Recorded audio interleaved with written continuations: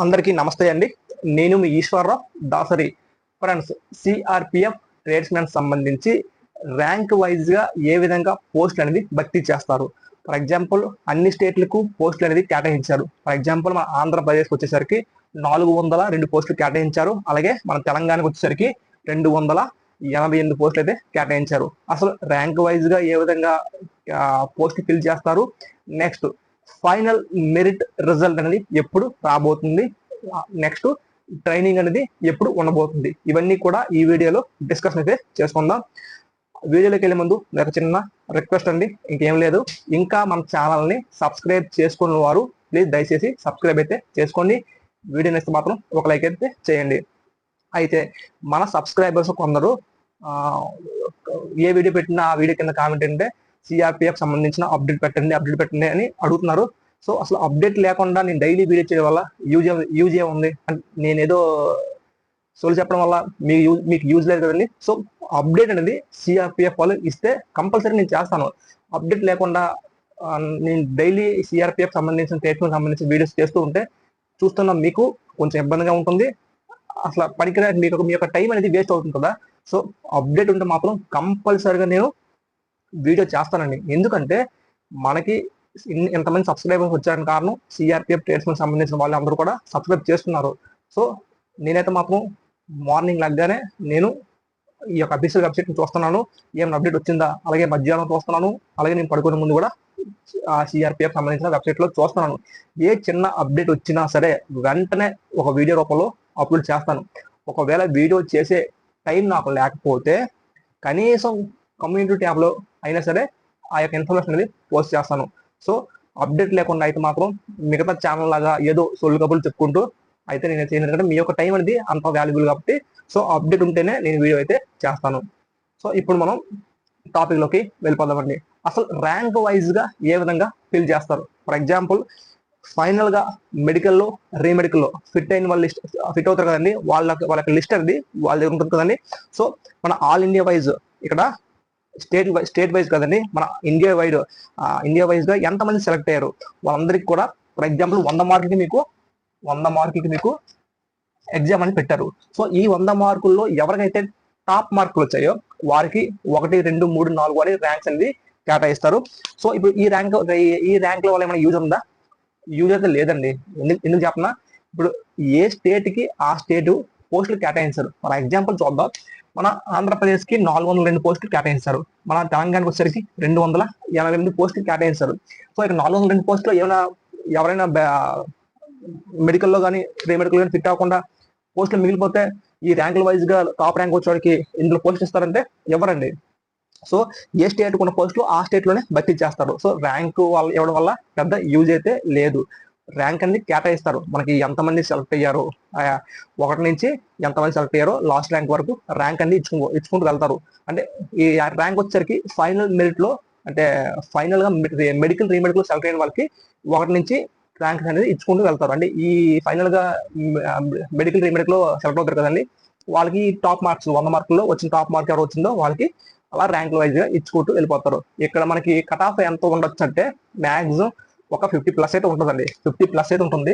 ఎందుకంటే ఎక్కువ అయితే ఉండదండి. మనకి మైనస్ మార్క్ ఉన్నాయి, 1/4 మైనస్ మార్క్ ఉన్నాయి కాబట్టి మ్యాక్సిమం కొన్ని యూట్యూబ్ ఛానల్స్ అయితే 90 ఉండొచ్చు, 95 ఉండొచ్చు.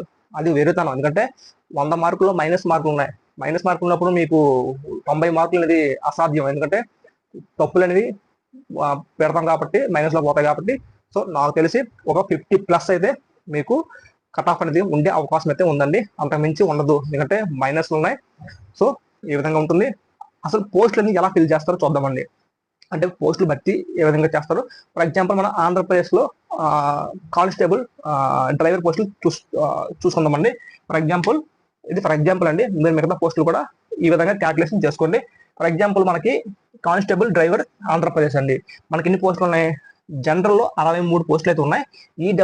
ఈడబ్ల్యూఎస్ వచ్చేసరికి 8 పోస్టులు ఉన్నాయి. ఓబీసీకి 42 పోస్టులు ఉన్నాయి. ఎస్సీకి 26, ఎస్టీకి 10.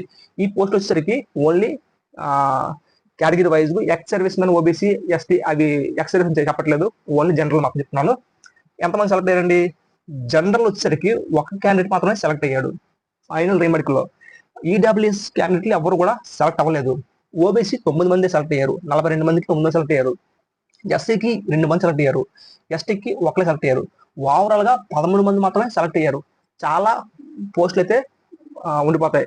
సో ఈ మిగిలిపోయిన పోస్టులు వచ్చేసరికి మనకి ఏమైనా బ్యాక్లాగ్ లో ఏమైనా ర్యాంక్ వైజ్ ఫిల్ చేస్తారంటే ర్యాంక్ వైజ్ ఫిల్ చేయడానికి అవకాశం లేదు. ఎందుకంటే మన రాజ్యాంగంలో ఒక ఆర్టికల్ చెప్తుంది, అది కూడా చెప్తాను చూడండి. ఫర్ ఎగ్జాంపుల్ ఏ విధంగా ఫిల్ చేస్తారు. ఇక్కడ మనకి జనరల్ ఏజ్ వచ్చేసరికి ఎంత అండి, కానిస్టేబుల్ చెప్తున్నాను, కానిస్టేబుల్ కి 21 నుంచి 27 సంవత్సరాలు జనరల్ ఏజ్ అండి. మిగతా ట్రేడ్స్ క్యాండిడేట్ కి 18 నుండి 23 సంవత్సరాలు జనరల్ ఏజ్ అండి. సో 21 నుండి 27 సంవత్సరాలు జనరల్ ఏజ్ ఏ పోస్ట్ కి, కానిస్టేబుల్ డ్రైవర్ కి. మిగతా ట్రేడ్స్ క్యాండిడేట్ కూడా 18 నుండి 23 సంవత్సరాలు జనరల్ ఏజ్. ఈ 27 సంవత్సరాల లోపు ఉన్న, ఫర్ ఎగ్జాంపుల్ ఈ 27 సంవత్సరాల లోపు అందరూ కూడా జనరల్ పోస్ట్ కి ఎలిజిబుల్ అవుతారు. ఇదిగోండి, జనరల్ పోస్ట్ కి 63 పోస్టులకి ఎలిజిబుల్ అవుతారు. ఎవరైతే ఏజ్ రిలాక్సేషన్ అప్లికేబుల్ అవుతుందో వాళ్ళు ఈ జనరల్ పోస్ట్ కి పోటీ పడరు. ఫర్ ఎగ్జాంపుల్ చూద్దాం, ఇక్కడ ఓబీసీకి 42 పోస్టులు ఉన్నాయి. సో 9 మంది సెలెక్ట్ అయ్యారు. సో ఈ 9 మందిని ఈ యొక్క ఓబీసీ కేటగిరీలో ఫిల్ చేస్తారా? ఫిల్ చేయరు. ఎందుకంటే ఈ సెలెక్ట్ అయిన 9 మందిలో బిలో 27 సంవత్సరాల లోపు ఉంటారు కదండి, బిలో 27 సంవత్సరాల లోపు ఉంటారు కదా, వాళ్ళు ఈ జనరల్ లో ఫిల్ చేస్తారు. ఎవరికైతే ఏజ్ రిలాక్సేషన్ అప్లికే అవుతుందో ఈ 9 మందిలో వాళ్ళకి మాత్రమే కేటగిరీలో ఫిల్ చేస్తారు. అర్థమైంది అనుకుంటాను మీకు. సో ఈ 9 మందిలో ఎవరికైతే ఏజ్ రిలాక్సేషన్ అప్లికేబుల్ అవుతుందో వాళ్ళకి మాత్రమే ఈ ఓబీసీ కేటగిరీలో పోస్ట్ ఇస్తారు. మిగతా వాళ్ళందరికీ ఏజ్ ఉన్న వాళ్ళందరికీ కూడా జనరల్ లో ఫిల్ చేస్తారు. ఎందుకంటే జనరల్ పోస్ట్ లోనే ఒక అభ్యర్థి మాత్రమే సెలెక్ట్ అయి ఉన్నాడు. సో ఆ విధంగా ఫిల్ చేస్తారు. సరే, ఇప్పుడు పోస్ట్ మిగిలిపోయి దీని పరిస్థితి ఏంటి? ఏమైనా ర్యాంక్, టాప్ ర్యాంక్ వచ్చిన వాళ్ళకి ఏమైనా ఇందులో ఆంధ్రప్రదేశ్ వాళ్ళకి ఇస్తారంటే, ఆంధ్రప్రదేశ్ లో ఉన్న పోస్ట్ ఇచ్చేస్తారంటే అలా ఇవ్వరండి. మనకి భారతదేశ రాజ్యాంగంలో ఒక ఆర్టికల్ చెప్తుంది, ఆర్టికల్ 16లో 4B చెప్తుందండి, మనకి ఏమైనా పోస్టులు కేటాయిస్తే మన ప్రాంతం కానీ, మన కేటగిరీకి కానీ, అంటే మన ఓబీసీ కానీ, ఎస్టీ ఉంటాయి కేటగిరీలు, ఈ కేటగిరీకి కేటాయించిన పోస్టులు ఒకవేళ భర్తీ కాకపోతే బ్యాక్లాగ్ పోస్టులు అనేది ఉంచేయాల్సింది తప్పించి వేరే స్టేట్కి ఎవరండి, వేరే కేటగిరీకి ఎవరు. ఫర్ ఎగ్జాంపుల్ ఇక్కడ ఓబీసీ ఉంది, ఓబీసీలో 42 పోస్టులకి కొన్ని ఒక 2-3 భర్తీ, మిగతా పోస్టులు అనేది వేరే కేటగిరీకి ఇవ్వడానికి అవ్వదు, వేరే స్టేట్కి ఇవ్వడానికి అవ్వదు. సో ఆ పోస్ట్ అనేది బ్యాక్లాగ్ ఉంచేస్తారు. ఆర్టికల్ అనేది మనకి 16లో 4B అనేది చెప్తుంది అనమాట. సో ఆ పోస్ట్ బ్యాక్లాగ్ ఉంచేసి ఇంకో రిక్రూట్మెంట్ ద్వారా భర్తీ అయితే చేస్తారు. సో ర్యాంక్ వైజ్ గా అనేది పెద్ద యూజ్ అయితే లేదు. మన ర్యాంక్ ఎంత అని చెప్పుకోవడం తెప్పించి మనకి, ఎందుకంటే స్టేట్ వైజ్ పోస్టులు అనేది కేటాయిస్తారండి. సో మనకి ఏపీకి 402, తెలంగాణకి 248. సో ఇక్కడ ఎన్ని పోస్టులు మిగిలిపోతే అన్ని పోస్టులు బ్యాక్లాగ్ వచ్చింది తప్పించి ర్యాంక్, టాప్ ర్యాంక్ వచ్చింది కదా అని వాళ్ళకైతే ఇవ్వడం అయితే కుదరదండి. సో ఈ విధంగా మనకి పోస్ట్ అనేది భర్తీ చేస్తారు. నెక్స్ట్ మనకి ట్రైనింగ్ అనేది ఎప్పుడు ఉండబోతుంది ఫ్రెండ్స్? ట్రైనింగ్ అనేది మీకు కంపల్సరీగా అక్టోబర్లో అయితే కంపల్సరీగా ట్రైనింగ్ అయితే ఉంటుందండి. 100కి 100% చెప్తున్నాను. ఎందుకంటే నాకు కొంతమంది సిఆర్పిఎఫ్ సంబంధించిన సిబ్బంది, అంటే అందులో జనరల్ డ్యూటీ చేస్తున్న వాళ్ళు కొంత పరిచయం ఉంది, వాళ్ళతో కనుక్కున్నాను.